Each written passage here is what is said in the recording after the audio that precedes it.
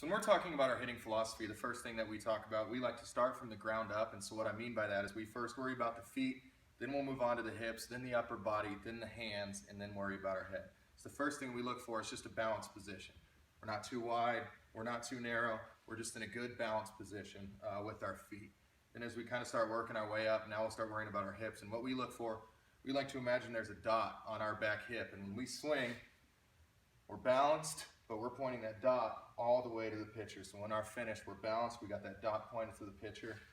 Again, as we kind of start moving up, then we'll start worrying about our torso. And what we worry about with our torso is staying tall to the ball. We're not collapsing over here. We're not taking our shoulders over the plate. We're staying tall. And as we finish, we're looking for what we call our power line. And what that is a straight line from your ankle to your knee to your hip to your shoulder. So every time you finish, you're holding this balanced position with your hip engaged, and you're worrying about that power line.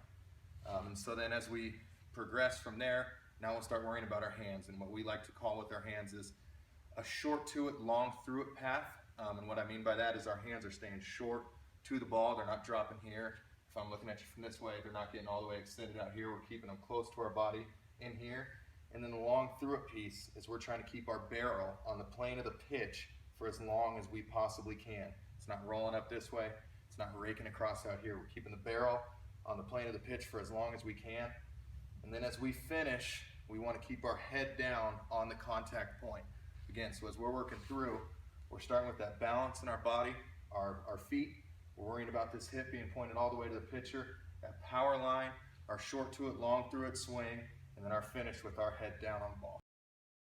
So what the Powercore product will do is it'll actually groove better mechanics, speed up the learning process because we utilize feel-based learning and instant feedback. So the athlete instantly know when they're doing a movement wrong and when they're doing a movement correct. So it'll speed up that learning process and groove better mechanics quicker than a normal teaching will.